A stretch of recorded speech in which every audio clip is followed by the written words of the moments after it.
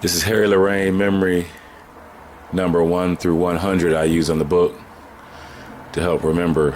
Each word represents a picture in your head tied to each number of the proverb that I use. For example, 1 through 10 is tie, Noah, ma, ride, law, shoe, cow, ivy, bee, toes. Each letter is tied to the number. T is 1, N is 2, M is 3, R is 4. And that counts for any number, no matter how big. So, but he provided these 100 numbers. You create your own pictures with these words. Okay, so pictures that you come up with. So I've consolidated the proverbs to build on the same thing so I could shorten up because there's a lot of repetition.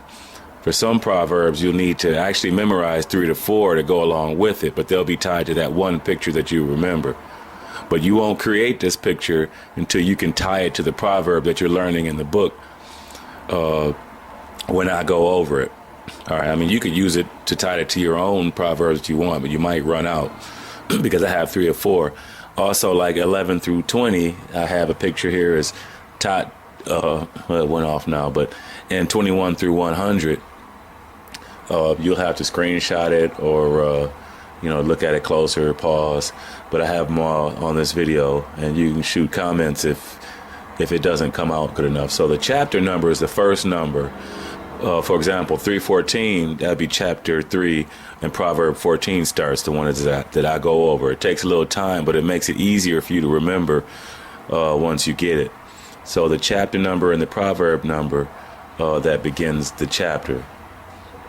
For example, 25 is chapter 2, proverb 5. I'm starting at the proverb 5, which would be law. And that is, it's not beneficial for a military operation to last a long time. I've seen victories that were clumsy and swift, but never seen one that was skillful that took a long time.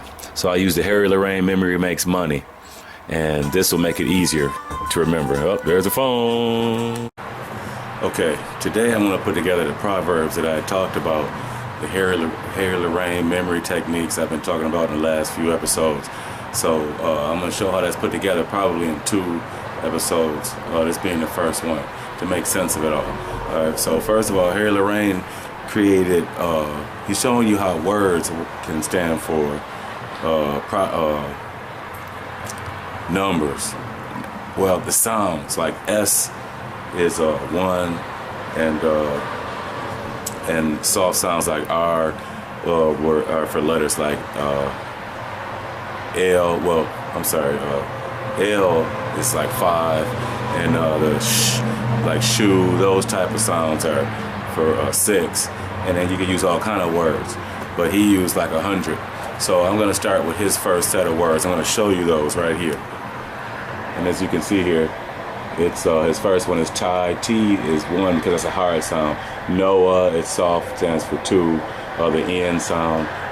M is for 3. Ma, ride, law, ride. That's for like 4. That's what that was. I forgot almost. And then law for L for 5, and so on. And you see the rest right there. So what I did is I used his first 100 words. And for each proverb, say like the first proverb in chapter 1, strategic assessments is chapter 1. So the first chapter it doesn't stop till the second chapter starts. So the second chapter, I started at his proverb number 5, which is law. So 1 through 4 is chapter 1. So I could just say 1. Anyway, so the first proverb in chapter 1, which is I can show you here, is a military action is instrumental, important to the nation, the ground of life and death. I was going to recite it a little bit different, but I want to go word for word. So anyway, that proverb to me is great, but you can also use the second proverb to support that, so I'll put them together.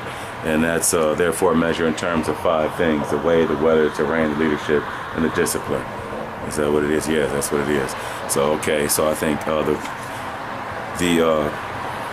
the ground is the path of life, death, and survival, and that the way is to measure this is the is the way, the weather, the terrain, the leadership, and the discipline. Okay, and so I go on, I flip through, and I see, all right, the way means inducing people to have the same aim as the leadership. Okay, so I keep that with Proverb 1. I keep all that together. It kind of goes together. The weather means the seasons. The terrain is to be assessed in terms of difficulty and ease of travel. Okay. Leadership is a matter of discipline. You see down here, humaneness, intelligence, courage, and sternness. The rest of it is at the top right there. Oh, is it? Yeah, it's very, very small at the top. Courage and sternness. And there's a lot of supporting statements around that, the little translations, and those are cool. But there's some that kind of go overboard a little bit. But as long as you got the translation of Thomas Cleary, then all of them are useful, trust me. But you can start with the main ones that Sun Tzu said, which are in bold black. All right, so discipline means organization, chain of command, and logistics. Okay, and so every general who has heard of these 5 things and knows them will prevail. Okay, so I lumped that all together in one for Proverb 1 when I think about it, when I recite it back, when I remember it. Okay. So there's another one. There's another proverb that's okay when you want to, whose ability is better, whose climate is better, whose troops are stronger. Okay, that's cool. I didn't really worry too much about that one. And the next one, which would be assess the advantages of taking advice, structure your force accordingly. That also goes with proverb number 1. Now, proverb number 2 that I logged, which goes with Noah in the book, Tai, Noah, Ma, Rai, Law. This will be proverb 2 for me. Military operation involves deception. Even though you are effective, appear to be ineffective. When competent, appear to be incompetent. Okay, that was worthy of separating from all that came before to what's next, I thought. So I made that proverb what I call proverb number 2, even though there are many proverbs that went by. This is how I logged it. So there are a few more that go with that one as well. Like when you're going to attack nearby, make it look as though you're going to attack from far away. When you're going to attack far away, make it look as though you're going to attack nearby. Draw them in with the prospect of gain. Take them by confusion. These go together. I still log with proverb. I call them proverb 2. I lump them together. Okay. So this is the way that I match the main 100. As you see, when I say the main 100, there really might be 2 or 3, sometimes 4 proverbs linked to that one that I call 1. So even though we're trying to memorize 100, what I call 100 proverbs, it's really about maybe 300 technically, but it makes a way to remember them faster and go through this. So I'll be back. I gotta take this call. Hey. Yeah, I'm gonna see if that wasn't too noisy because I know I had the window open. There's a lot of traffic live right off the. But anyway, I'm hoping that what it is that you can understand how I took this book, Memory Makes Money by Harry Lorraine. It's kind of ripped up, it's old, and used the 100 words that he tied to numbers so that I could tie what I considered the 100 most important proverbs in the art of war, which are really, in most cases, 2 or 3, maybe 4 lumped together as what I call 1, 2, 3, 4. 100 proverbs might really be easily 2, 3, maybe 400. But I thought that the proverbs tend to reinforce one theme for a little while before they go on to the next little theme or topic to reinforce it or make you look at it from a different angle. So to me, it's not like you would label each dark proverb you see here. You know, I wouldn't give a number to each one for that reason. So I left off at, I think, proverb number 2, what I call number 2, and when they are fulfilled, be prepared against them. When they are strong, avoid them. That still goes with that. Use anger to throw them in disarray. That still goes to me with proverb number 2. Use humility to make them haughty. You know, you might even forget that and then remember it, and it's okay. It's just examples that support that same thing. Cause division among them. Tire them by flight. Okay, where is that at? Tire them by flight. Okay, And so we're talking about your competition, right? The formation. Now this goes on to the next one. Well, let me do the last one that still goes with it. Attack when they are unprepared. Make your move when they do not expect it. And also, I'm going to put some of the translations with these. I haven't yet because we're just getting a feel for it. The formation. Now, this one actually goes with. I used the wrong picture word from Harry Lorraine memory, and it's in chapter. The numbers and the set that I say is from chapter 2, but it's still really in chapter 1, which is shoe. I picture the old lady in the shoe, but it goes with technically the numbers with chapter 1. So only I have that mix up in my head. But that's what this one goes. Still with chapter 1, the formation of the procedures used by the military should not be divulged ahead of time. This means to leak out, just like water has no constant shape. A military operation should have no shape, so they can't figure out what you're going to do beforehand. All right, and the book reemphasizes that in different chapters as well. The third proverb is Ma, and that I gave only this one main proverb from chapter 1, which says the one who has the most strategic factors on his side has a greater chance of winning. The one with no forethought and so forth and has the least amount of strategic factors on his side has the least chance of winning. That I gave that whole thing to proverb, what I call number 3, and that all goes with chapter 1. So 1, 25. That means chapter 2 starts at proverb 5 for me. Or maybe that's why Rye didn't start. Was that Rye or Shu? Shu Army. I'll come back to that. So doing battle is chapter 2. When you do battle, if I started with law, that was the word proverb number 5. Yeah, so 25. So 1, 25, 3, 14, 4, 24, 5, 28, 6, 38, 7, 50, 8, 63, 9, 68, 10, 77, 11, 89. And chapter 12 only has a few. And chapter 13 doesn't even need it.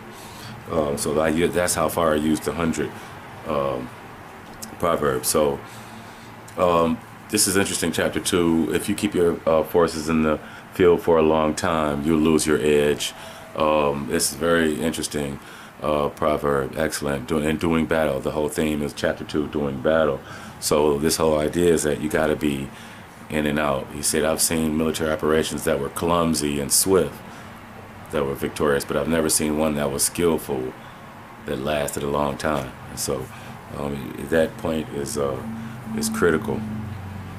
He goes on to reinforce that when your forces are dull, you lose your edge. Okay, your strength is exhausted. Your supplies are gone. What else? Then your enemy will rise up on you. All right. And this is where it says, I've heard them that were clumsy and swift, but never one that was skillful that lasted a long time. Never beneficial for a military operation to carry on for a long time. So that's any competition between rivals or competitors or whatever. It could be a chess game. So therefore, those who are not aware of the disadvantages, and this is another proverb. So let me see. Law, Shu I used in chapter 1. Cow. That was the proverb. I've seen military operations that were clumsy and swift, but I've never seen one that was skillful that lasted a long time. Shu, cow, ivy. Those who are not thoroughly aware of the disadvantages in the use of arms can't be thoroughly aware of the advantages. And so that applies to anything in life, but especially when you consider a strategy. If you don't consider the disadvantages, then how can the advantages benefit you? Shu, cow, ivy, bee. B goes with this proverb that says, those who, therefore, each pound you feed off the enemy is worth 10 pounds you provide by yourself. So, let me see, where is that? It's coming up, did I skip it? Let me see, it might have been in the translation. Sometimes the translations I remember are more important than the actual proverb that he said. So let's see, disadvantages of soldiers' greed.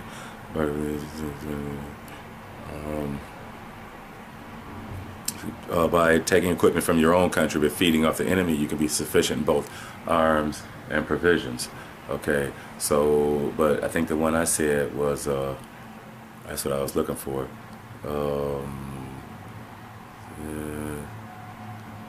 I can't find it.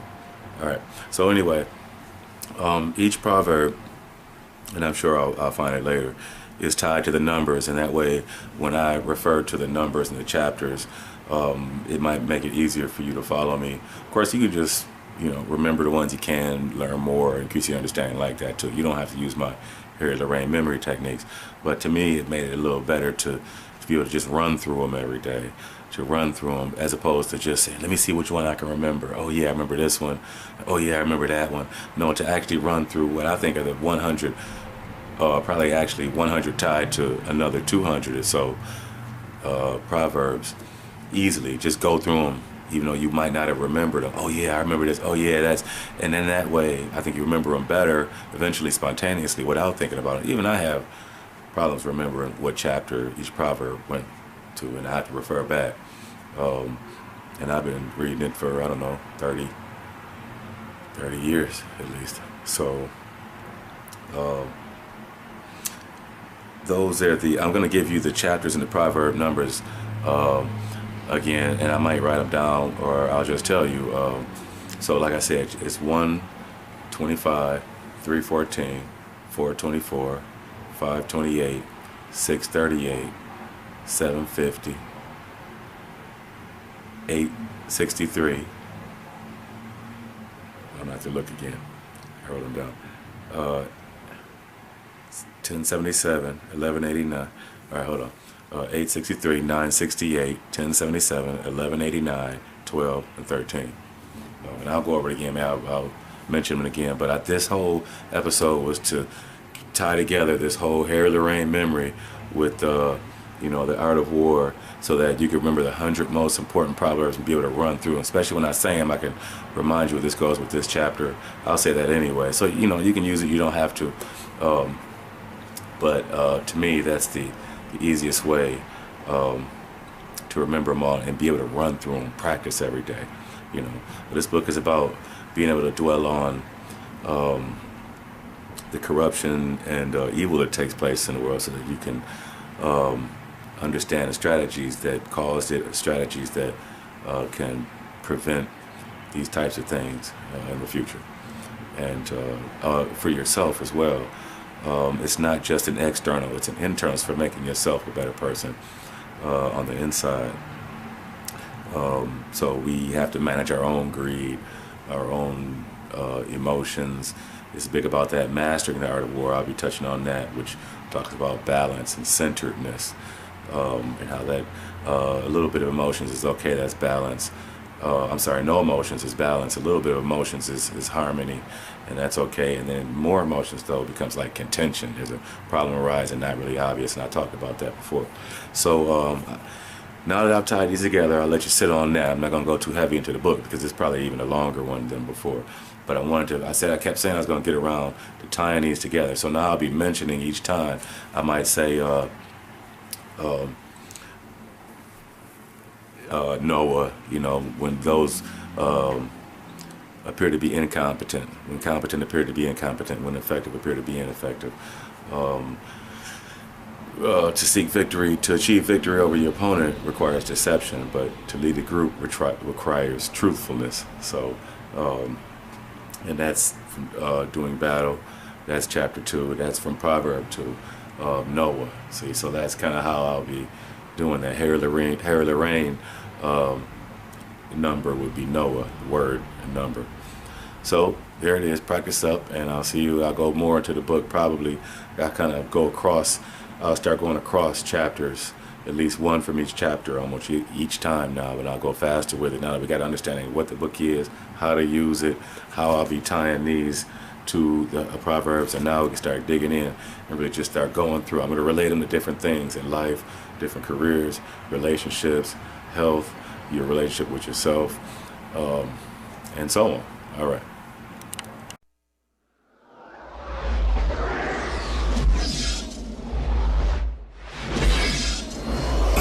All right, this is Austin. I'm going to try and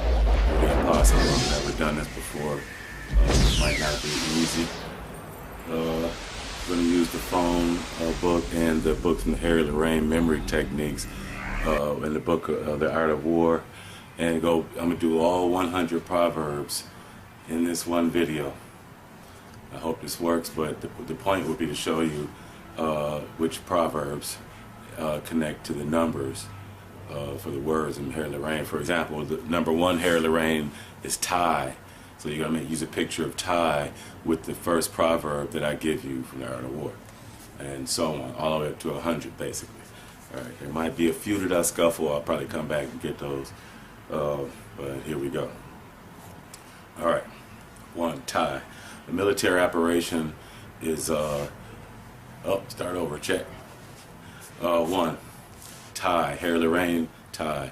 Art of War, military action is a ground of life and death. In other words, the battleground. The path is the way to adjust to survive. Gain the advantage and you live. Lose the advantage and you die. Assess the advantages in taking advice and structure your forces accordingly. Forces to be structured strategically based on what is advantageous in order to supplement extraordinary tactics. You will see that proverb. Okay, so you measure these things in 5 terms: the way, the weather, the terrain, the leadership, and the discipline. You have to look at the definitions for those. The way means people upper ranks and lower ranks have the same aim, and it'll go into the definitions, but you have to memorize all of that for number 1. All right. Number 2 is when effective appear to be ineffective. Number 2 in the Harry Lorraine Memory Techniques is Noah, as in the Great Flood. So when competent, number 2, when competent appear to be incompetent, when effective appear to be ineffective, and I think there's a little bit more on that one. Military operation involves deception. Okay, so that is the one for number 2. I'm going through the book here to make sure that I'm on point. Number 3 is those who have the most strategic factors on their side are victorious. Those who have the least amount of strategic factors on their side are more likely to lose. Okay,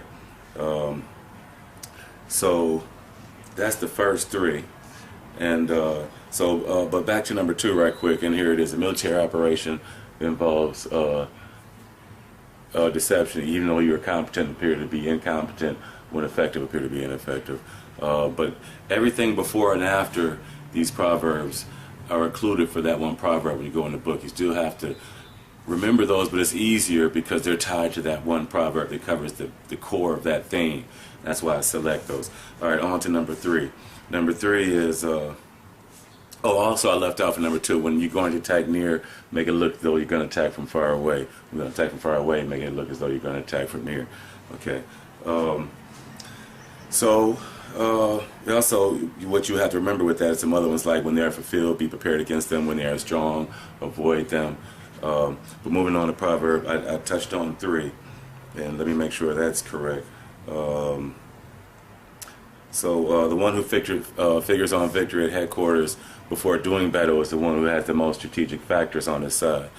The one with many strategic factors in his favor wins. The one with few strategic factors in his favor loses. How much the more so for one with no strategic factors in his favor. So observing matters in this way, I can see who will win and who will lose. That is Master Su's proverb. So those are word for word.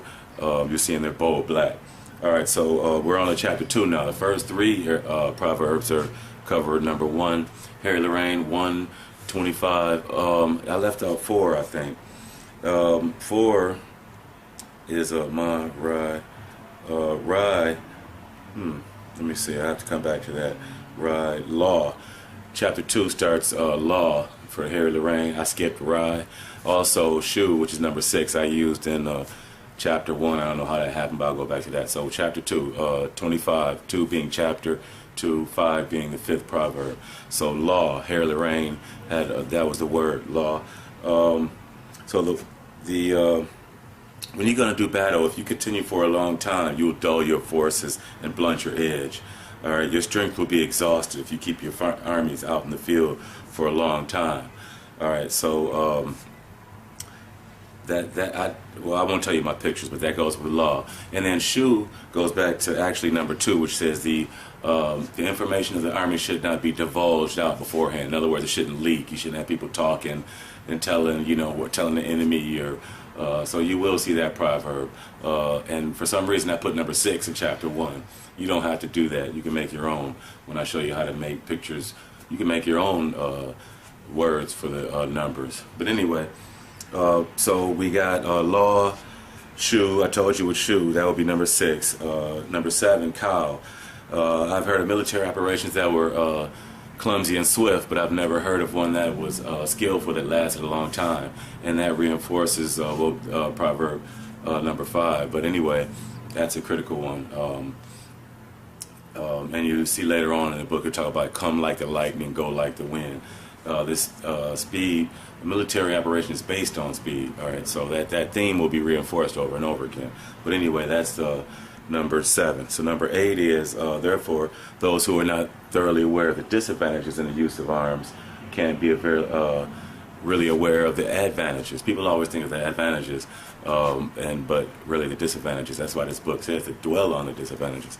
All right, number let's see, what was that? 7, 8, 9. 9 it would be B. Therefore, each pound I feed off the enemy is worth 20 pounds I provide by myself. Talks about provisions, feeding off the enemy, how critical that is to be sufficient in both arms and provisions. Okay, so you will see that proverb. That is actually not Master Su's proverb. That's one of the interpreter's proverbs. Let me see if I can find it. But if you've got the Thomas Cleary's translation of the book, you will have these other interpreters. They combined the big paperback with the small paperback now. It's all in one on the digital. But the proverb was, for each pound you feed off your enemy is worth 20 pounds you provide by yourself. It's not Master Su's, but I preferred that one over his. So anyway, I was on the B. Toes would be number 10, toes. In chariot battle, reward the first to capture 10 chariots. If you try to reward everyone, there won't be enough to go around. Now I'll interpret these later. Don't worry about the interpretations, the meanings. Just remember you're supposed to use it for good, not evil. And that's what this book is about. I'm just showing you how to tie what proverbs I think are the 100 most important to the numbers in the Hair of the Rain. Okay, so the next thing is what Toes Tot. Treat the soldiers well, take care of them, mix your colors with theirs. You'll see that one. That's number 11. 10. Use the enemy to defeat the enemy. All right, that kind of similar to each pound you feed off the enemy, but also for adaptations during battle, etc. Tomb, number 13. Persistence is not profitable. Only victory is profitable. An army is like a fire. If you don't put it out, it'll burn itself out. All right, Tomb, that was 13. Tyre, is that number chapter 3? Tyre, that'll be chapter 3, 3:14. Remember, the order is 125, meaning numbers 1 through 3 are in chapter 1. Proverb 5 starts in chapter 2, 25, 3:14. That means I'm on my 14th proverb that I think is the most important, which starts at chapter 3. And 14 is the number for the Hair of the Rain memory techniques. All right, so planning a siege. It's better to keep a unit intact than to destroy it. It's better to keep a city intact than to destroy it. It's better to not poison the wells, rape the women, kill everybody. We're speaking literally in war, but this applies to all things. So you're fixing a car, you don't destroy the exhaust system just to tweak something on the engine, right? Then you got to go back and fix that. If you wipe out the cities, the buildings, poison the water and all that, then when it's done, somebody's got to live there. You destroy the whole land. All right, so Tyre, Tau is number 15, and that there's some good proverbs you have to learn around these, though. I'll touch on those later. But Tau is every faction of the military ahead of time has to be It is imperative to contest all factions for complete victory so that the army is not garrisoned and the profit can be total. This is the law of strategic siege. You have to think about everything ahead of time, disadvantages. That's what this book tries to teach us to, consider the terrain, the weather. The weather doesn't have to be literal, but it can talk. It can mean the atmosphere, so to speak, and to where you're going. And terrain would be was the office? Are you, what to the building, the parking, the highways, terrain. Configuration could also could be a host of things. If you're talking about a human body, if the doctor is going to do surgery, maybe the patient's size or history and all that would be the terrain. So, and you got to know the battleground, where are you fighting, So anyway, Tau, Dish, I believe is next. Yeah, Dish, if you outnumber the opponent 10-1 surround, 5-1 attack, 2-1 divide. Okay. This is planning a siege. Tau, Dish, Dog is next, which is, did I tell you what numbers those were? Dish is number 16, Dog is number 17, I believe. Let's see. Well, this is on the page before. 16, Dish, yeah, 16, 17, Dog, and Tau was 15. Dove, even if the opponent has a guard at some type of blockade, or they have a guards up, if they're not well trained or their courage is not strong, they will still fall apart in front of you. Now, this is not a Sun Tzu quote. This is one of the supporting translations from, so I'm trying to see where that is exactly so I can read it word for word. Let's see. Here it is. I think if your forces are not equal to those of the enemy, avoid their edge for the time being. No, that's not it.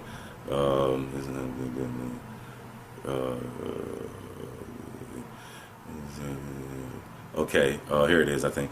The advice to keep away and not to do battle if the opponent is more numerous also applies to the case where all else is equal.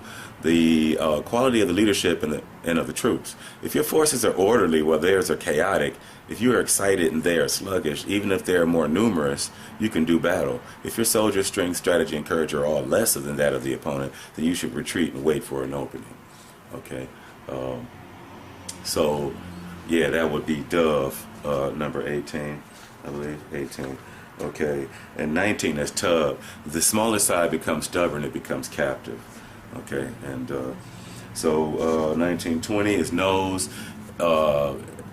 It's imperative when choosing people for positions of responsibility in order that they do not harbor duplicity in their hearts. That's a Master's Son's sayings.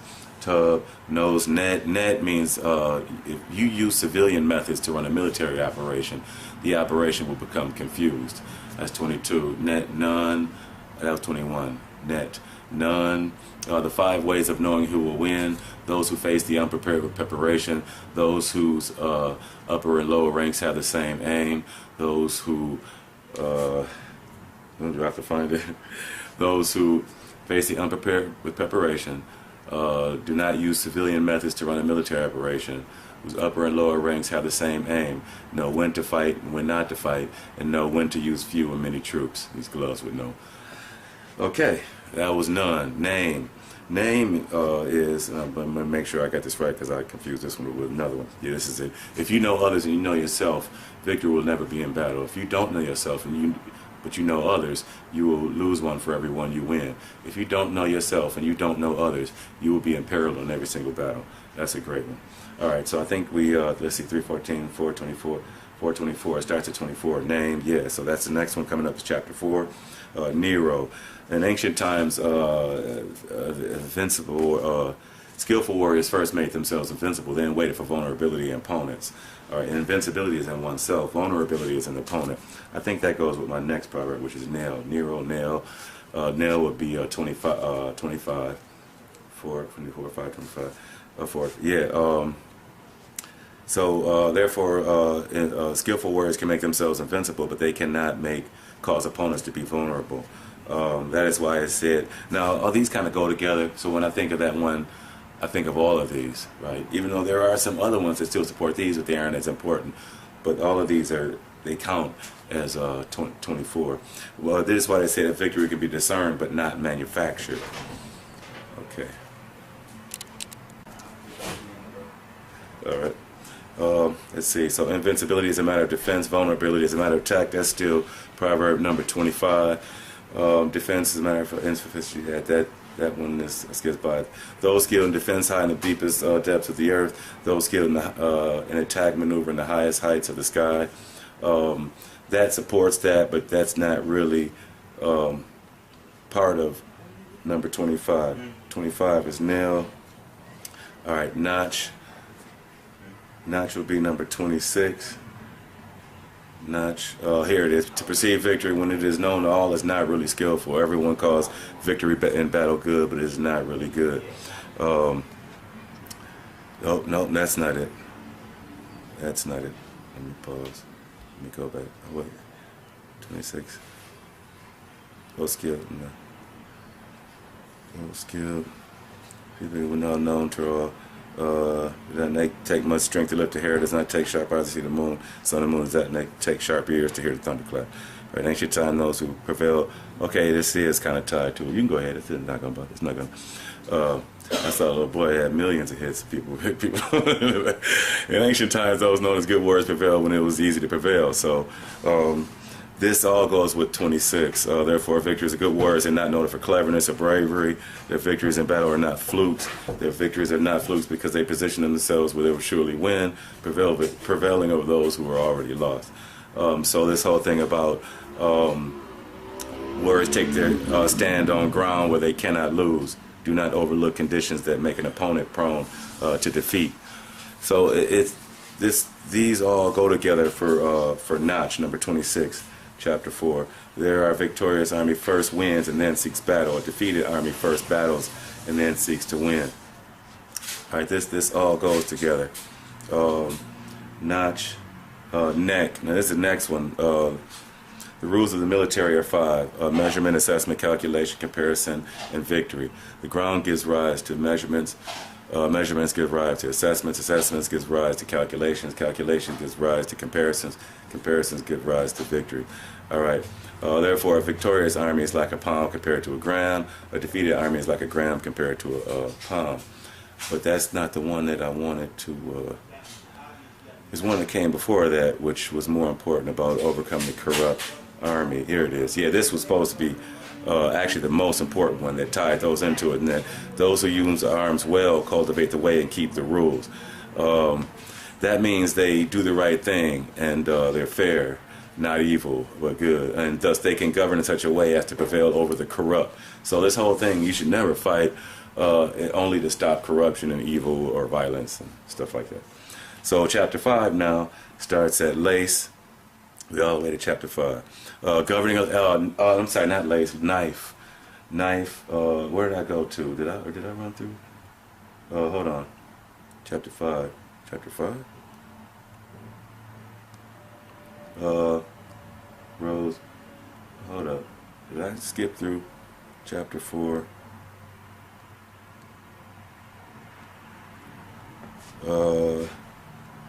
Chapter 4. I'm gonna just keep this going. Knife. Why the fucking? Oh, you gotta cut that out. Uh-oh.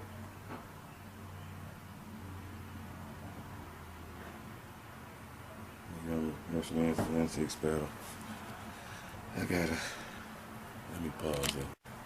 All right, I'm back. Yeah, I had to figure that out. I am on the right point. Knife is number 28, and that starts chapter 5. You remember the numbers I gave you: 125, 125, 314, 424, 528. See, 28 starts chapter 5. All right, so governing a large number is though governing a small number is a matter of dividing it into groups. Battling a large number is though battling a small number is a matter of forms and cause. Okay, so force is excellent. All the chapters are excellent, but we'll go into the meaning later. Now it's just to show how to, which proverb I think is important, how to tie it to what number, so you can run through them every day quick in like 15, 10, 5 minutes, 7, you go through the whole chapter, and soon it becomes even less, 3 minutes. And you run through, 3 or 4 times a day, and you get it real good. It becomes sporadic, so you don't have to remember the rules anymore, like playing baseball or any other game. This is game of life. So anyway, we're on chapter 4, 5. Chapter 5, knife. I did knife 28, 29. 29, knob. So making armies able to take on opponents without being defeated is a matter of unorthodox and orthodox methods. And that gets great once you learn about that. 30 is a mouse. For the impact of armed forces to be like stones thrown on eggs is a matter of emptiness and fullness. Okay, that's excellent. Mouse, mat. In battle, confrontation is done directly. Victory is gained by surprise. All right, that was number 31. Mat, mouse was 30. Moon, this is the killer right here. Therefore, those skilled of the unorthodox are infinite as heaven and earth, inexhaustible as the great rivers. They come to an end, they begin again, like the days and months. They die and are reborn, like the 4 seasons. That's 32 is a beast. Moon, mummy. They're only whoa. No, that still goes with 32. Moon, my bad. And you gotta, these support that one. You gotta remember these two. And these are Master Su's quotes. All right. There are only 5 notes in the musical scale, but their variations are so many that they cannot all be heard. There are only 5 basic colors, but their variations are so many that they cannot all be seen. There are only 5 basic flavors, but their variations are so many that they cannot all be tasted. There are only 2 kinds of charge in battle, the unorthodox surprise attack and the orthodox direct attack. But variations of the unorthodox and the orthodox are endless. The unorthodox and the orthodox give rise to each other like a beginningless cycle. Who could exhaust them? I'm sorry, a beginningless circle. Yeah, but and then there's more. Oh no, that's it. All right, mummy, number 33. When the speed of rushing water reaches the point where it can move boulders, this is the force of momentum. When the speed of a hawk is such that it can strike and kill, this is precision. So it is with skillful warriors. Their force is swift. Their precision is close. Their force is like drawing of a catapult. Their precision is like releasing the trigger. Mummy. That was number 33. Mower. Oh shit, I think I left this one out. Mower. Yeah, okay, mower was this one. Disorder arises from order. Cowardice arises from courage. Weakness arises from strength. And mule. Order and disorder are a matter of courage. Order and disorder are a matter of organization. Courage and cowardice are a matter of momentum. Strength and weakness are a matter of formation. All right, that was number 35. Mule. Therefore, those who, this goes with that still, therefore those who skillfully move opponents make formations that are opponents to follow. Actually, no, this is not strictly go with that, but you will have to learn it anyway. But I don't want to bog you down with the extras on the side. All right, so therefore, mule, match. No, this is yeah. You have to remember this one. Therefore, good warriors seek effectiveness in battle from the force of momentum, not from individual people. I'm not really connecting that, but you do. This is what I mean. It's connected. You want to learn all more important ones that are connected to the ones I give you. Therefore, they're able to choose people and let the force of momentum do its work. I didn't make that one of the proverbs. It is connected to the one before it, though. Mule. When you after you learn the ones I give you real good, you learn some of these side ones, and I'll point them out later too. So mule, match. Match is do something for them or against them to observe their attitudes or something towards you, or how they're going to respond to certain stuff. All right, that's my paraphrase. I don't have the, but you'll know when you see it. And let me see if I can find. I don't think that's his quote actually. So let me go ahead and see if I can see. I should tell you who was by too. I could have quoted the translator, but these are translators that Thomas Cleary picked. They weren't even really translators. They were just people from different times in the past who said things that were similar that he used to emphasize the meaning. So if I was whatever I'm at. Yeah, see, like he says, getting people to fight by letting the force of momentum work is like rolling logs and rocks. Logs and rocks are still in a secure place, but roll on an incline. They remain stationary if square. They roll if round. Therefore, when people are skillfully led into battle, the momentum is like that of round rocks rolling down a high mountain. This is force. All right. So rocks rolling down a 10,000-foot mountain, as they cannot be stopped. This is because of the mountain, not the rocks. Get people to fight with the courage to win every time, and the strong and the weak unite. This is because of momentum, not the individuals. Yeah, so see that one, I never even read that one before by Dumu. Well, I think I did, because I have the big version too. I didn't read that one as much as the pocket version, and then they mixed them together here. And it threw me off for a minute, but I'm getting used to it, and I like it actually. So anyway, did we finish chapter 5? Well, Mug, no, I don't think we did. Let's go back. We were on Mummy, Mower, Mule Match, Mug. I didn't do Mug.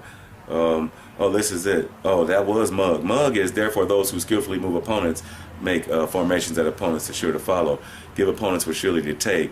They move their opponents with the prospect of gain, waiting for them in ambush. I had a picture in my head of somebody giving a mug, maybe like some beer or something, to somebody else, you know, and it was a surprise ambush. Anyway, and that's how you do it with all of these. You make your own picture in your mind. But the picture, when you just say that word from the Harry Lorraine, it's going to trigger the proverb and all the meanings behind it. So you won't have to recite them to yourself like that. You said what? You said what? All right, yeah, I am on movie. Is the next one. That's chapter 6. 528, 638. I think that's it. Yeah, movie. All right, so movie is number 38 in the book. I think you can see it.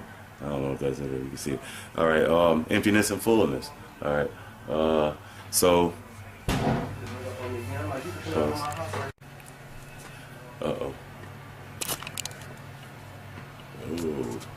All right, emptiness and fullness, chapter 6. Emptiness and fullness. Starts at movie, 38, chapter 6. Those who are first on the battlefield and wait opponents are at ease. Those who are last on the battlefield and head into battle get worn out. Okay. So therefore, good words cause them to come to them, and they do not come to others. This is broken off, but that first one is critical, but this is a good supporting one here. What causes opponents to come in their own accord is the process of gain, and you'll learn these as you remember that first one. I'm not going to give many of the supporting ones. And there's some good ones. Most of them, the ones that Master Son said. So where we at? Movie, mop.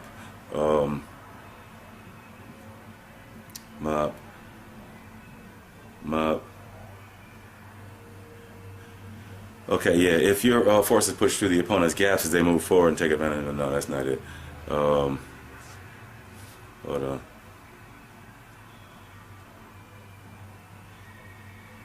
Oh wait, rain. I skipped one. I moved mop. I passed mop. Okay.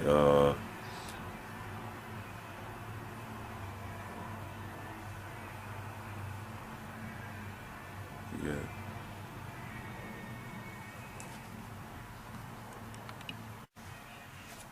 Mop, to unfailingly take what you attack where there is no defense. For unfailingly secure defense, defend where there is no attack.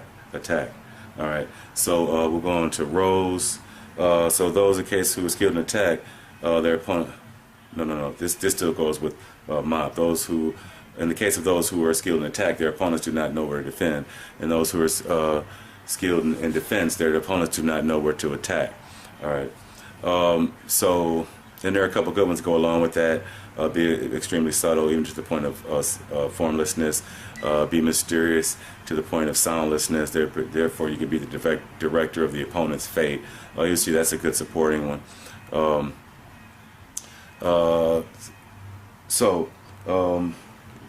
We're going to move on to rows, which would be.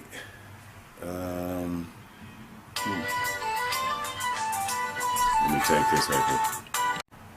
Or I think that last one was rows, actually. So those who, in the case of those who are skilled in attack, their opponents do not know where to defend, and those who are skilled in defense, their opponents do not know where to attack. That will be rows. And mop was to own the felony, take what you attack where there is no defense. And they're really similar almost opposite. I mean, but I think they should be remembered separately. And so the first was mop, and the second was rows. That would be 39 and 40 was rows. So rod is a good one. You see this in the movies all the time. Therefore, when you want to do battle with opponent, even if the opponent is deeply entrenched in a defensive position, he will be unable to avoid fighting. If you attack, will you surely go to the rescue? You see the bad guys do this a lot when they take the cop's daughter or their wife, or take something they really want, and they were in a safe place, but now they got to come out and fight. So you see that. But it can be used for good. But the only example I could think was people that use it for evil. But when you do not do battle, let me see. So we're on rose, rod, rain. This is it right here. Rain is number 42. When you do not want to do battle, even if you draw a line on the ground to hold, the opponent cannot fight with you because you set them off on the wrong track. All right. And they talks a lot about this in the Art of War, how when someone comes to attack you, first thing you do, you don't fight right back. That's not, you let them chase you and whatnot, wear them out a little bit, let their strength go down, then you attack and kill them. And you have the element of surprise. They expect you to fight them back. When you don't, that surprises them. Victory is only by surprise, and these are different elements of surprise. So anyway, moving on, rod, rain, ram. This is a great one. When you induce others to construct a formation while you yourself are formless, then you're concentrated while that's not really it, but it's going to go into it. You're concentrated while the opponent is divided. That's Master Sons, but it's not clear. This is the clear version by Zhang Yu, the one that I really want you to use for Ram. What is orthodox to you, make the opponent see as unorthodox. What is unorthodox to you, make them see as orthodox. This is inducing others to construct a formation.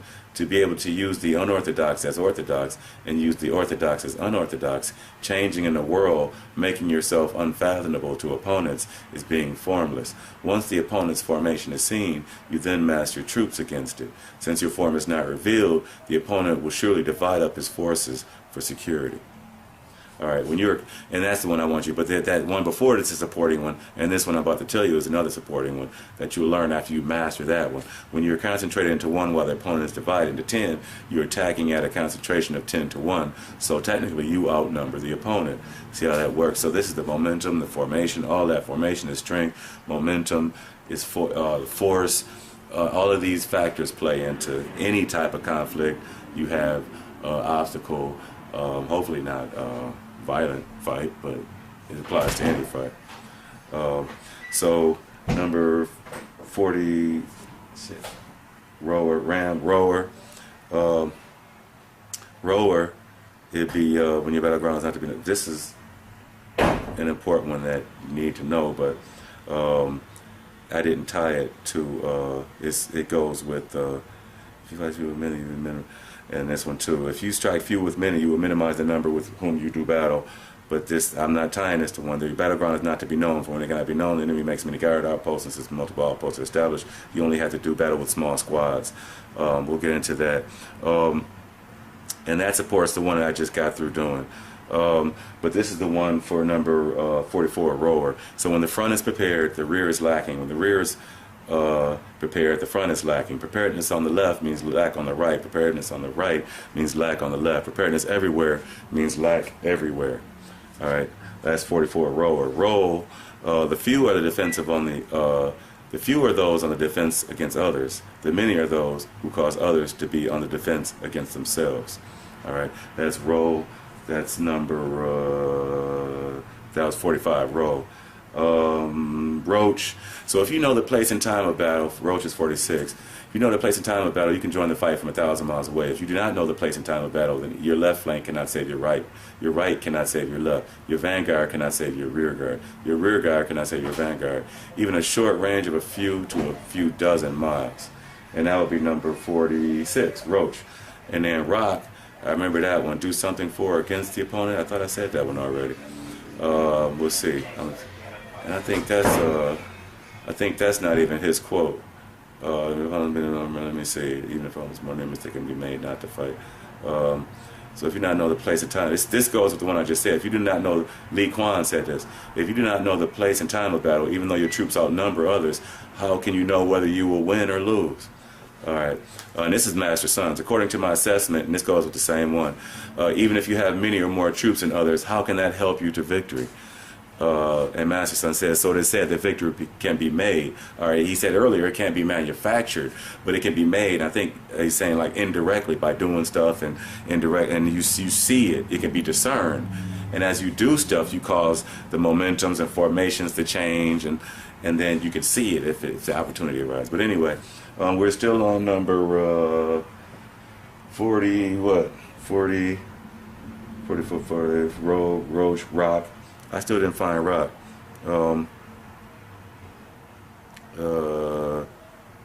Rock. Oh, hey, do something for or against them. Make opponents turn their attention to it so that you can find out their patterns of aggressive and defensive behavior. Okay, that's number 40. Rock, 47. And then roof. Roof would be a military operation. Oh, no. Wow, rope. Did I say rope? Yeah, a military formation is like water. The form of water is to avoid the high and go to the low. The form of a military force is to avoid the full and attack the empty. The flow of water is determined by the earth. The victory of a military force is determined by the opponent. All right, and that's number 49, rope. All right, lace. But anyway, before I go on to chapter 7. Notice that chapter 6 talked about formation. Formation is chapter 4. They're all tied together, right? But this goes with that rope. I want you to hear this. This is tied to that. Remember that when you got it down, then look at this one. So a military force has no constant formation. Water has no constant shape. The ability to gain victory by changing and adapting according to the opponent is called genius. Okay? Critical, Master Son. All right, so we're on to chapter 7, armed struggle. I'm going to try and just bowl through all this shit. Cut that out. I'll bowl all the way through this stuff because I want kids to be able to watch this too because everybody needs this, old and young. So I try not to cuss, you know. Chapter 7, 750. 50, lace. Armed struggle, chapter 7. Some good stuff, but I'm just going to go to the one that I want you to remember first. The difficulty of armed struggle. Oh, no, it's 2. The one that I want you to really memorize first is Zhang Yu. To fight with people face to face over advantages is the hardest thing in the world. And then I also want this to be part of it, though, Master Sons, which comes next, usually probably right after. The difficulty of armed struggle is to make long distances near and make problems into advantages. All right. That was 7. That was 50. Lace. Lot is, therefore you make their route, Lot is number 51. Therefore you make their route a long one, luring them on in hopes of gain. When you set out after others and arrive before them, you know the strategy of making the distant near. Okay, that's Lot. Lion, therefore armed struggle is considered profitable and armed struggle is considered dangerous. Lion is number 52. Loom.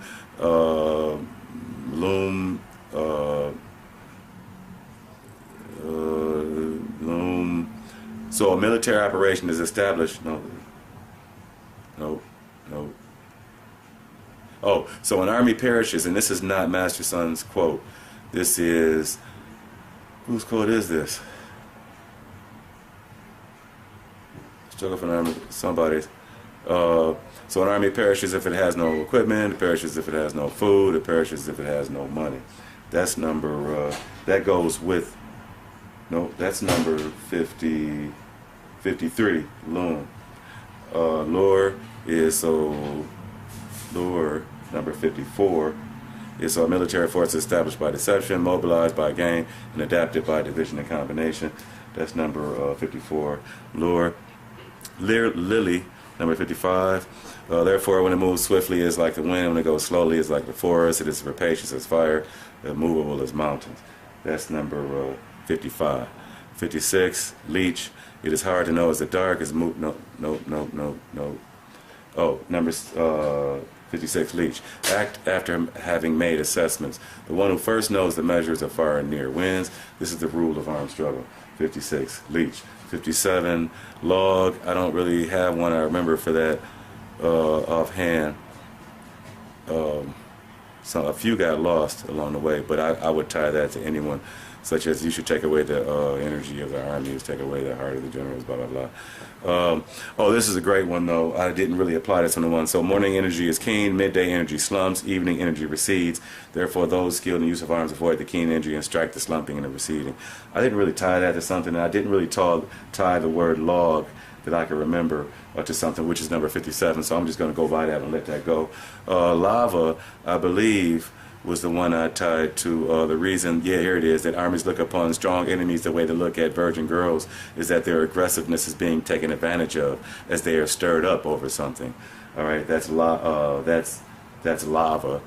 And then lip is number 59. Using order to deal with the disorderly, using calm to deal with the clamorous is mastering the heart. And that's 59, lip. And then cheese is standing your ground, awaiting those far away, awaiting the weary in comfort, awaiting the hungry with full stomachs is mastering strength. Cheese, sheep. So the rule of a military nope. But that is a good one, but I'm not going to read it. I'm coming back to it. Sheep. Do not stop an army on its way home. Sheep. Chain. A surrounded army must be given a way out. So now we're on chapter 8, 63. 63, chum.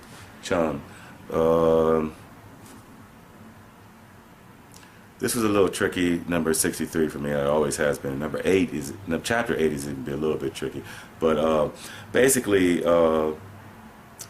it starts off, the general rule for military operations is that leadership receives order from the civilian leadership to gather armies. That doesn't mean much. Adaptation. For chum, I can't remember exactly. Let there be no encampment on difficult terrain. Surrounded ground, plot, deadly ground fight. There's some other chapters to say that also. So I'm going to go ahead and let, place an army in a deadly situation and the soldiers would make it their own fight. You know, you could pick one, chum. I really don't have. Oh, here's a great one. There are routes not to be followed, armies not to be attacked, citadels not to be besieged, territory not to be fought over, orders of civilian governments not to be obeyed. I would go with that one for chum. All right, cherry. Cherry is cherry. If you could change with the force of if you could change with the momentum of forces, then the advantage does not change. So the only ones who get hurt. Damn. The only ones who get hurt are others. Therefore, there is no constant structure. If you can fully comprehend this principle, you can get people to work. All right, I use that for cherry. And then jail. Oh, cherry was 64. Chum was 63. Jail is 65. Therefore, the considerations of the intelligence always include benefit and harm. As they consider benefit, their work can expand. As they consider harm, their troubles can be resolved. Okay, that's jail. And then choo-choo, which is 66. So the rule of military operations is not to count on opponents not coming, but to rely on having ways of dealing with them. Not to count on opponents not attacking, but to rely on having what cannot be attacked. All right, that's a great one too. Choo-choo. This applies to anything. Staying healthy, financially, everything, business, career. But anyway, chalk. Therefore, there are 5 traits that are dangerous in generals. Those who are ready to die can be killed. Those who are intent on living can be captured. Those who are quick to anger can be shamed. Those who are puritanical can be disgraced. Those who love people can be troubled. All right. And it's not literal. I mean, you know, how many people are out here killing people every day? Not that many like that compared to the population of the planet.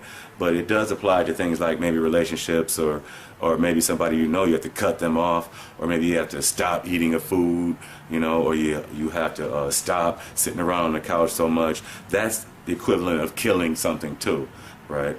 It doesn't always have to be a relation to a person. It could be to an activity that you need to do or stop to live a happier life. You see, so it can apply to inanimate objects. It can apply to yourself more than anything else. Apply to yourself, and it applies to your dealings with others. All right.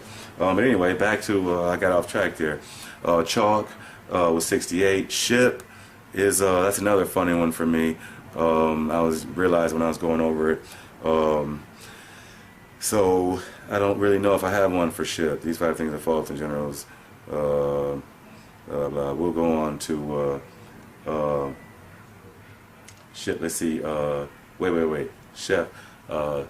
We were on 863, 968. Oh, chef. Okay.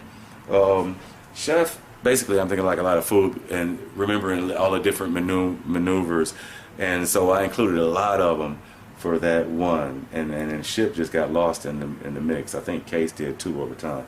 But I'm on 68. I'm gonna go with chef. And I'm gonna give you the important proverbs, all of them, that kind of tie to that one. So when you think of this one, you think, well, what are all the different maneuvers? And these are the ones. So it's a lot of them kind of tied to it. All right. And these are it.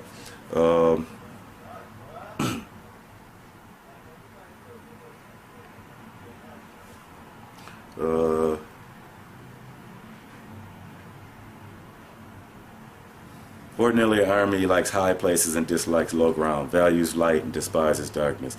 Take care of physical health and stay where there are plenty of resources. Where there is no sickness in the army, it is said to be invincible.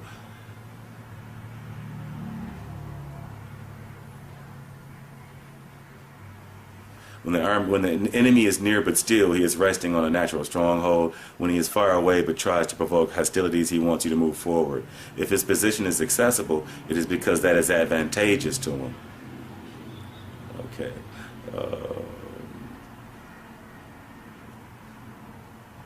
Those whose words are humble while they increase their... All right, this goes with coin. Case. Let me see. Those whose words are humble...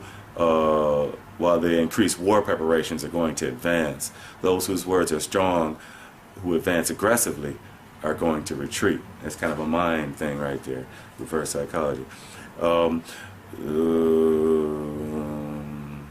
Those who come seeking peace without a treaty are plotting. That's a great one.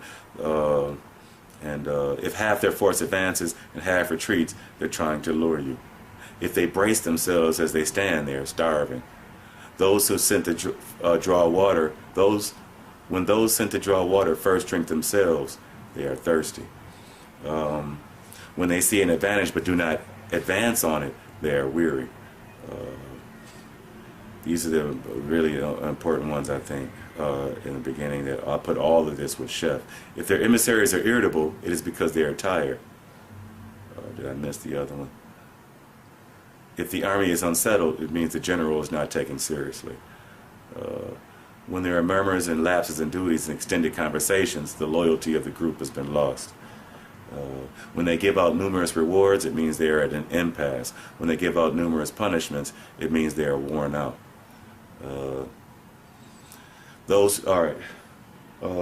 Cot. This goes with 71. Cot. Those who come in conciliatory manner want to rest, because I thought about somebody laying down on a cot. All right. Coin. I thought about the scene in Wall Street. When forces angrily confront you but delay engagement, yet do not leave, it is imperative to watch them carefully. All right. That goes with coin for me. Comb. In military matters, it is not necessarily beneficial to have more strength. I love this one. Only to avoid acting aggressively. It is enough to consolidate your power, assess opponents, and get people. That is all. That goes with comb. I got a scene from Wall Street with that in my head too. Comb, 70, that was 73. 72 was coin. Car, 74. The individualist without strategy who takes opponents lightly will inevitably become the captive of others. Coal.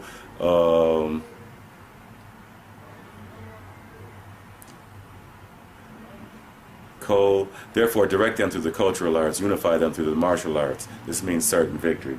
But I'm going to go back to Carr, which is 74. Is a soldier, they support that When did I say it for 74? If soldiers are punished before a personal attachment to the leadership is formed, they will not submit. If they do not submit, they are hard to employ.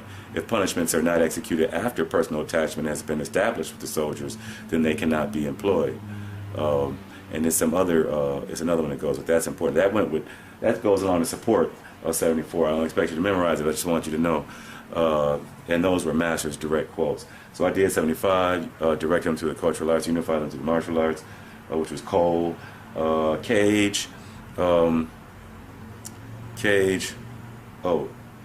75. So, let me see, we was on chapter 9, 750, 863, 968. It stopped at Cage, Cole, Cage. When directives are consistently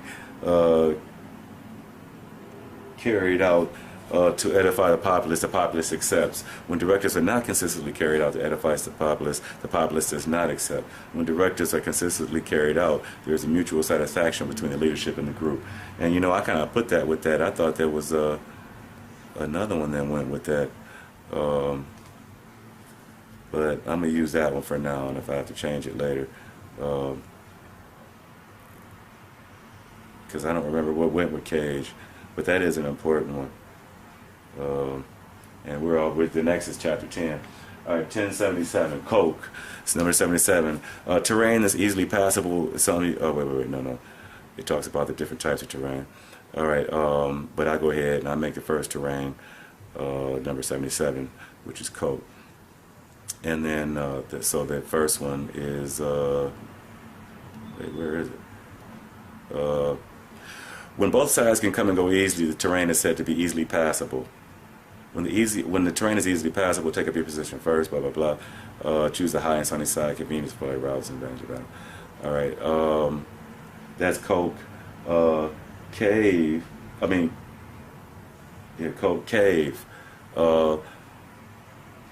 This all in the same paragraph. When you can, section. When you can go but have a hard time coming back, you are said to be hung up. This type of terrain, if the opponent is unprepared, you will prevail if you go forth. But if the enemy is prepared, if you go forth and do not prevail, you will have a hard time getting back to your disadvantage. That goes with Cave, all right, which is number 78. 79, Cobb. When it is a disadvantage for either side to go forth, this is called standoff terrain. On standoff terrain, even though the opponent offers you an advantage, do not go for it, you withdraw, inducing the enemy half out, and then you attack to your advantage. That's Cobb. All right, Fuse. On narrow terrain, if you're there first, you should fill it up and wait for the opponent. If the opponent is there first, do not pursue if the opponent fills the narrows. Pursue if the opponent does not fill the narrows. That's Fuse. Fit. On steep terrain, if you are there first, you should occupy the high and sunny side to await the opponent. If the opponent is there first, withdraw and do not withdraw from there and do not pursue. Okay. Phone. On open, wide terrain, the force of momentum is equalized, and it is hard to make a challenge. Disadvantageous to fight. This is not Master Su's quotes. This is this translations, I think, but some it's not in the bold black, and it comes after that first one. It takes up a lot of space. Just 6 types of terrain. Understanding these 6 types of terrain is the highest responsibility of the general. It's imperative to examine them. Okay, so that was foam. All right, foam. So among military forces, there are those who rush, those who tarry, those who fall, those who crumble, those who riot, and those who get beaten. These are natural disasters. These are not natural disasters, but faults of generals. And it goes in to talk about what all those different examples of what it mean by tarry, fall, crumble, riot, and those who get beaten. And you have to look at those, memorize them. All right. And the next one, foam, fur, is the 6 ways to defeat. The 6 ways to defeat are: when generals are weak and lack authority, instructions are not clear, officers and soldiers lack consistency, they form battle lines every which way. This is riot. When the generals cannot assess opponents, clash with much greater numbers of forces, do not sort out their levels of skill among their own troops, these are the ones who get beaten. There's one where he describes them all, though. Let me see. Those who have equal momentum but strike 10 with one are in a rush. Those whose soldiers are strong but officers are weak tarry. This is the one I want you to remember. Those whose officers are strong but whose soldiers are weak fall. When colonels are angry and obstreperous and fight on their own out of spite, when they meet opponents and generals do not know their abilities, they crumble. Okay, so that's the one I want you to remember for fur. All right, file is when the laws of therefore, when the laws of war indicate certain victory, it is surely appropriate to do battle, even if the government says there is to be no battle. If the laws of war do not indicate victory, it is appropriate not to do battle, even if the government orders war. Thus one advances without seeking glory, retreats without avoiding blame, only protecting people to the benefit of the government as well, thus rendering valuable service to the nation. And this goes back to not getting civilian methods confused with military operations, and that's a whole different concept. Like the lion has to kill the deer to eat, right? And that killing part is war, but the civilians realize, yeah, we had to have food, so maybe it is good. But in the beginning, you're saying, don't kill that deer, don't kill that deer. So a lot of mixed emotions going on. It becomes confused, everything falls apart, nobody eats. And anyway, so we're on fur fowl fish. Look upon your soldiers as you do infants, and they will willingly go into deep valleys with you. Look upon your soldiers as your beloved children, and they will willingly die for you. All right, that's fish. Fog, I really wasn't sure about fog. United them, but this is incredible. So I would use this one, and this might be.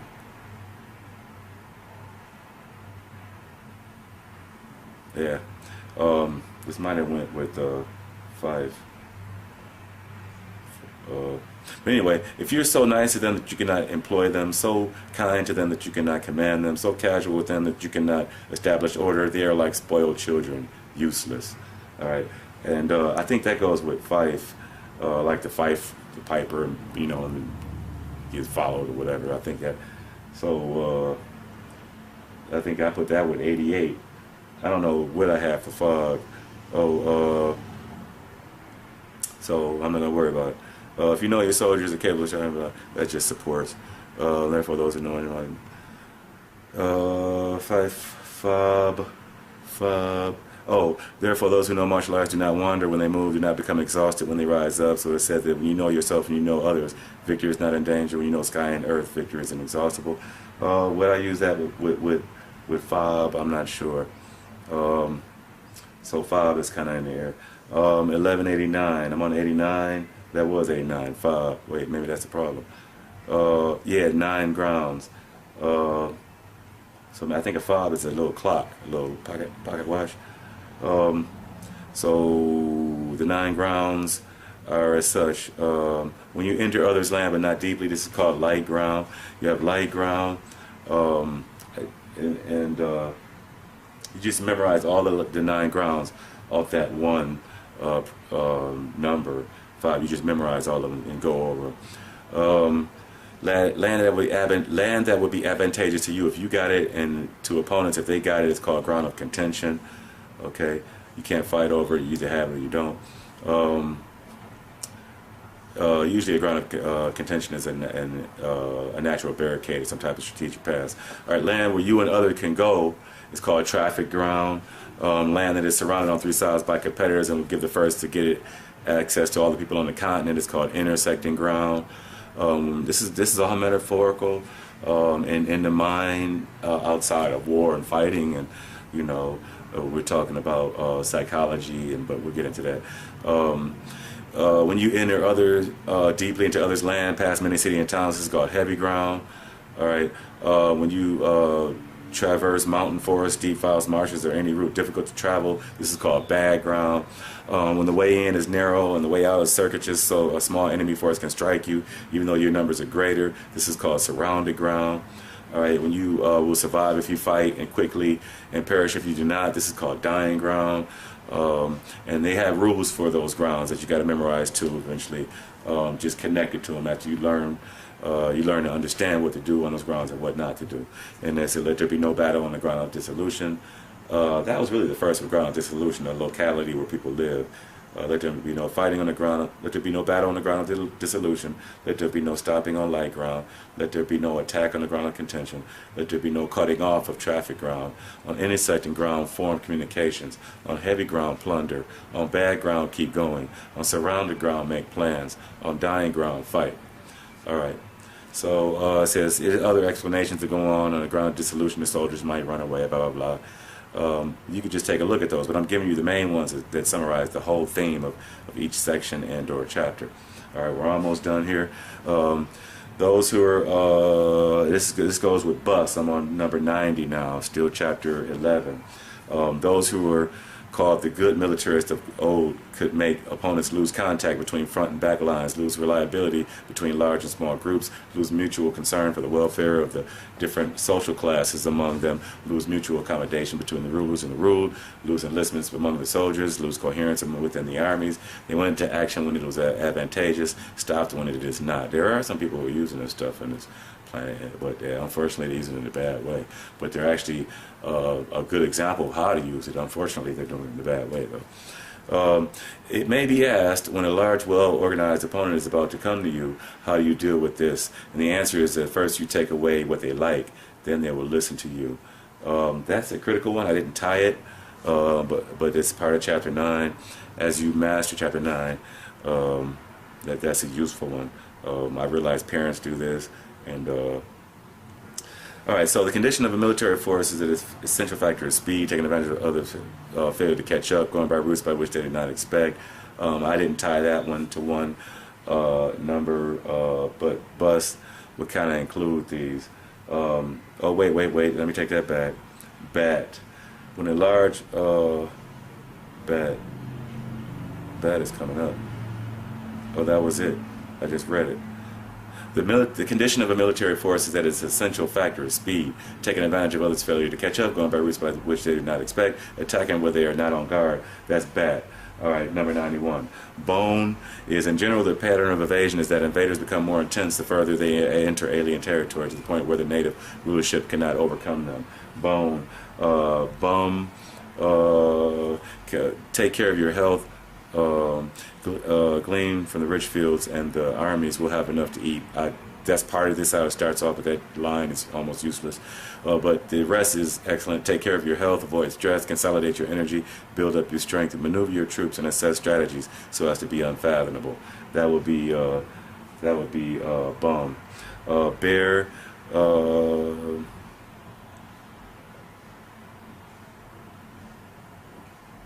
I think I passed it. There's some good ones in here but they're supporting, so I'm not going to read them right now.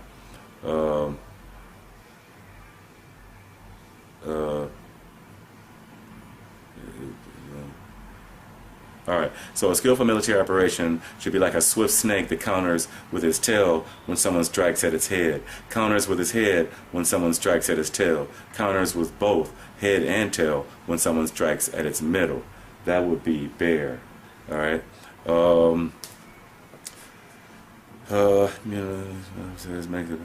And it goes on to say make the front and supporting stuff. All right, so the question can ask when a military force can be made like a swift snake, and this goes with that one. The answer is that it can. Even people who dislike each other in the same boat will help each other out in trouble.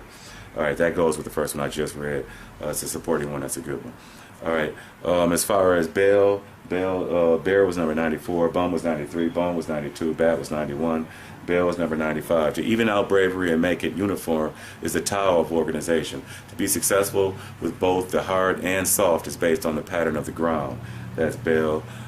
Beach, therefore those skilled in military operations achieve cooperation in a group, so that directing the group is like directing a single individual with no other choice. All right, and then Book is the business of the general is quiet, secret, fair, and orderly.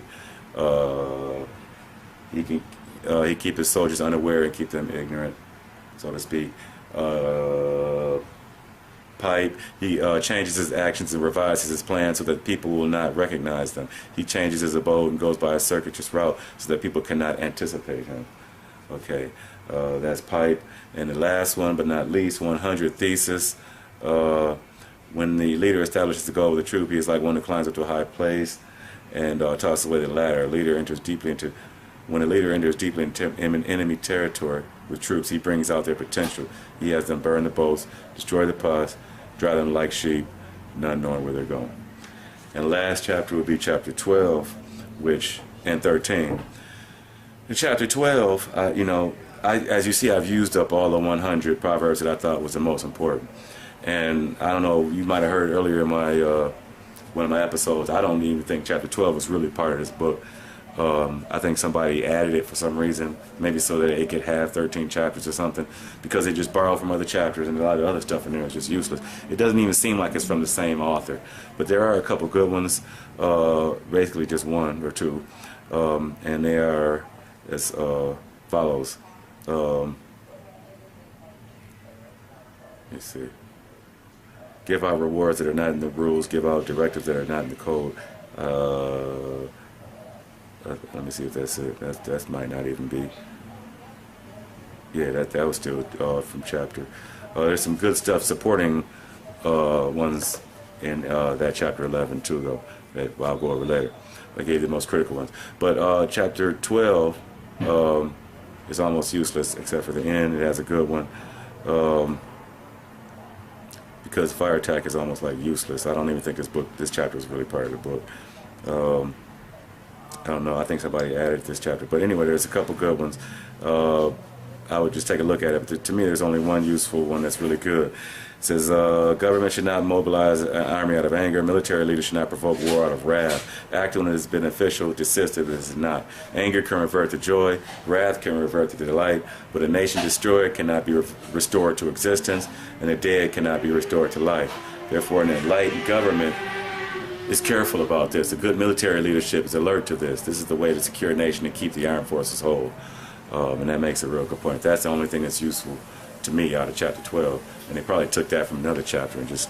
But anyway, chapter 13 is a beast, but it's pretty easy. It's just about the 5 spies and some other things. So you got the local spy, inside spy, reverse spy, dead spy, living spy. Did I name all 5? And it talks about what they do. Dead spies translate false intelligence out to the opponent. Inside spies work for the opponent. Reverse spies work for the opponent and you. And then living spies come back to report. And the local spies work in the locality. And so there are a couple of things it talks about how espionage is important. First you got to learn the opponent's condition before you act, and knowing that is impossible without espionage.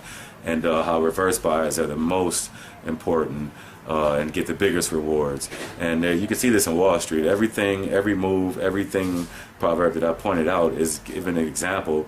There's an example of it in that movie. That's an excellent movie to use as a reference to this book. And you'll see me from time to time point out some different scenes if you've seen that movie. But that's it. That's the whole thing. I gave you the one from chapter 12, and chapter 13 you're kind of on your own, but I'll be talking about that all the time. But that's the easiest chapter out of all of them, 13. Just read about the different 5 types of spy and why it's important and how information works. So can't believe I did it. I said I'm going to get this out the way. This is probably one of the most critical videos, probably the most critical one. It's probably the longest, but if you're serious about learning all the proverbs and having that connection where you know them fast, which chapter they go to. And you can practice by just running through the same most important ones every day by just going through the numbers in the Harry the Rain book. Tai, Noah, Ma, Rai, Law, Shu, Tau, Avi, B, Toes, Ta, Tin, Tum, Tire, Tau. You get to the point where when you say it, as fast as you can say it, you remember the whole Art of War proverb that goes with it. So then when you're done doing that and you just walk around every day, it becomes sporadic. These things, they pop in your mind. You say, oh yeah, this is this is that, this is momentum, or this is the formation of that, and this is espionage. I see the information traveling, the psychology, the physics, the politics, and it'll just be like a baseball game. You gotta learn the rules first. First day you might not be that great. Oh yeah, I forgot you're supposed to this and that, but after a while you're so good, you don't have to think about the rules anymore. It goes for hockey and business and relationships and everything, right? Or driving. So, but this is a little bit harder. You're not gonna learn this in one day, like engineering or physics or calculus and these things. Some things you're just not gonna, even after you learn it, you gotta practice real good, especially if you're gonna expand on those things, right? So using the Art of War was is like expanding on it, practicing, getting better, just like anything else. And so just knowing the rules isn't good enough. You got to play, use it, so you can forget about the rules. So you don't need to remember them. It's just natural. You wouldn't dare even have to think about the rules. When you get to that point, now you're at the point where you could really use it. And then you just try to become a master, and you're on your way. All right, we did it. This is Austin on The Art of War. I had to go ahead. This has been in the mix for like 2 weeks. I hadn't been putting up stuff, so I was preparing for this, trying to figure out how to do it. I said, let me just go knock this out. You know, I didn't get the shave on. I got the holy gloves, but they popped off. So it's a good thing. Got my head cut off on the camera. But my only focus was mainly audio. I'm getting you all, showing you the proverbs. I showed you the proverbs. I tied them to the Harry Lorraine memory techniques, which numbers and the words, number, Harry Lorraine word, make your own picture in your head, tie it to the proverb that I gave you. Practice every day, run 1 through 100, a little bit in chapter 12, and espionage chapter 13, and that's a wrap. All right, we did it.